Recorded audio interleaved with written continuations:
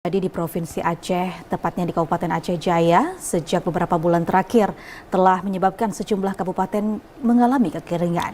Ya, salah satunya Kabupaten Aceh Jaya, di mana pada bulan Juli sudah sebanyak 14 peristiwa karhutlah terjadi di kabupaten tersebut.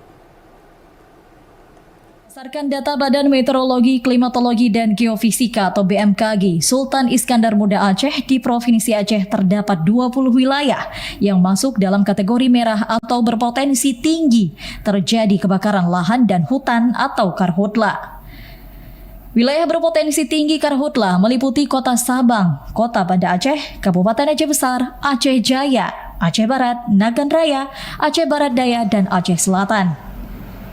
Di Kabupaten Aceh Jaya, jumlah titik karhutla dari data Badan Penanggulangan Bencana Kabupaten Aceh Jaya ada 14 titik kebakaran. Kebakaran hutan dan lahan di Aceh Jaya selain terjadi di lahan perkebunan juga berdekatan dengan pemukiman warga.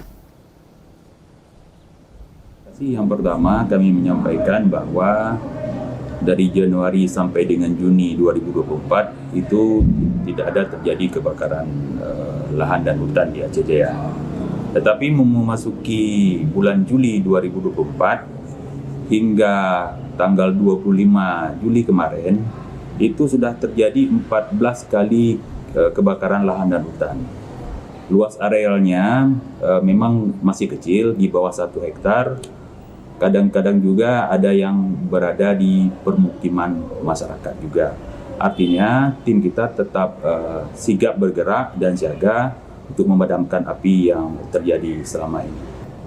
Mungkin faktor penyebabnya mungkin masih dalam penyelidikan, tetapi ada beberapa faktor yang terjadi, mungkin kejadian di pinggir jalan. Artinya mungkin ada juga masyarakat yang kadang-kadang sambil berlalu di jalan raya mungkin membuang putu rokok.